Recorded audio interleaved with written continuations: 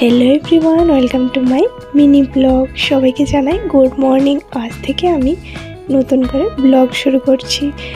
তো ফার্স্টেই আমি বলে দিচ্ছি, এটা আমার ডেলির দিনের রুটিন। আমি সকালবেলা উঠি, আমি ডিউটিতে চলে যাই। তো ডিউটিতে এসে আমি ফার্স্টে জামাটা খুলে দিলাম, কারণ আজকে এতটা লেট হয়ে গেছে ডিউটিতে আসতে, কি বলবো। তো দেখো, একটা সুন্দর একটা পাতাবাহার গাছ নিয়ে চলে আসলাম।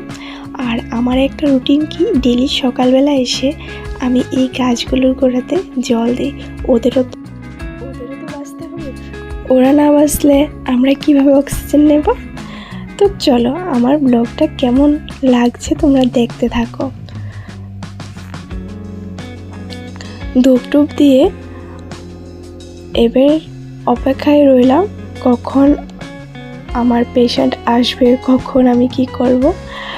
তো এই ফাঁক দিয়ে আমি একটু পেপার পড়ে নিলাম, কারণ এতটা পরিমাণ পেপারের মধ্যে আমি মগ্ন হয়ে গেছি এখন, কেন জানি আমার নিউজ পেপার পড়তে খুব ইচ্ছা হয়। আর দেখো, স্বর্ণের বড়ির দাম জাস্ট দেখ তোমরা, সোনা এবং রূপার দাম।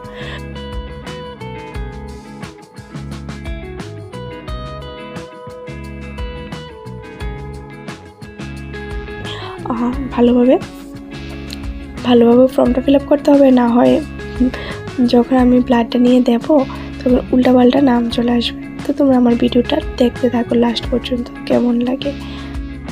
আর তোমরা যদি আমার ব্লগ ভালো লেগে থাকে, আরও ব্লগ দেখতে চাও, তাহলে কমেন্টে জানাবে, আমি রোজ ব্লগ ছাড়বো।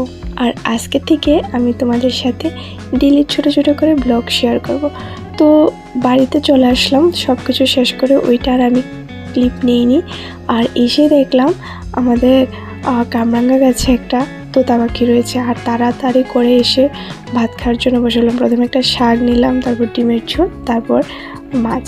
আর আমার বোনের মেয়ে চলে যাচ্ছে বাড়িতে।